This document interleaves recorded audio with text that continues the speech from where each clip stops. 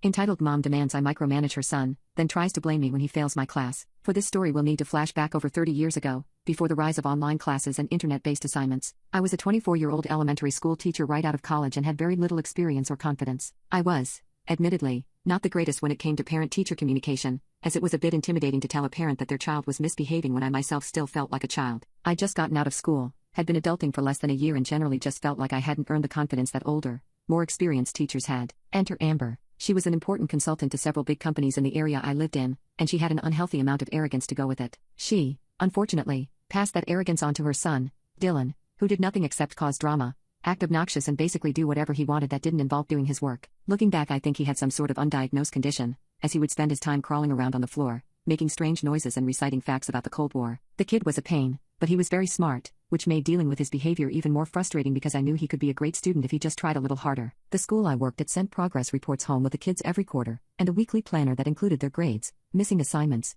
etc. So the end of the first quarter is winding down, progress reports are sent home, and I get an extremely angry phone call from Amber demanding a parent-teacher conference to explain why Dylan is failing my class. As a new teacher, I was required to have an administrator present at all of my parent-teacher conferences, so when I walked into the meeting room the next day and saw Amber already there talking to the principal, I knew something bad was about to go down. Amber was immediately accusing, rude and extremely belligerent, somehow thinking that I was causing her son to fail on purpose. In her mind, I should have contacted her earlier, spent all my time hovering over Dylan's shoulder instead of, teaching the rest of the class, and basically doing everything short of completing Dylan's assignments for him. Admittedly, I should have tried to contact her sooner, but having her chew me out in front of my boss seemed like a bit of an overreaction. Since Amber didn't want a lot of phone calls, she was very busy. Apparently, my principal suggested that I write a note in Dylan's weekly planner about Dylan's progress that week and include any unfinished assignments. Amber agreed, and since that meeting was the most embarrassing moment of my life, I decided to follow my instructions to the letter. Every Friday I would write an entire essay on Dylan's performance that week, stapled any unfinished assignments to his planner and even started including assignments from previous weeks that he hadn't turned in.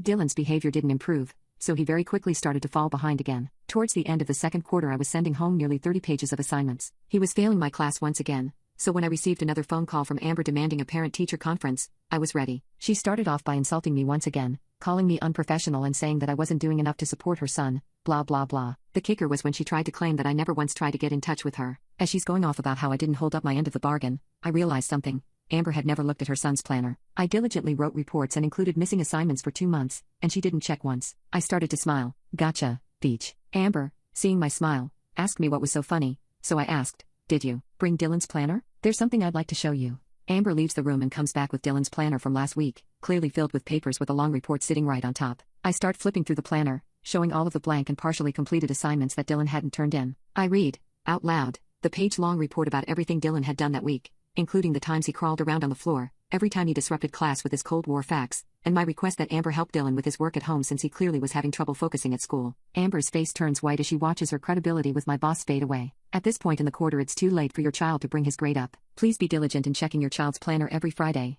as support at home is just as crucial to your child's success as support at school. Do you have any questions? Amber starts stammering out excuses before grabbing Dylan's planner and walking out the door without saying a word. The second she's gone my principal bursts out laughing and I knew that I'd won. Dylan transferred schools over winter break, and I never got a call from Amber again. Recently I remembered Dylan and looked him up out of curiosity. Apparently he now lives in New York and is curator of a small museum about, you guessed it, the Cold War. I'm glad his life turned out all right, even though his mother was a real piece of work.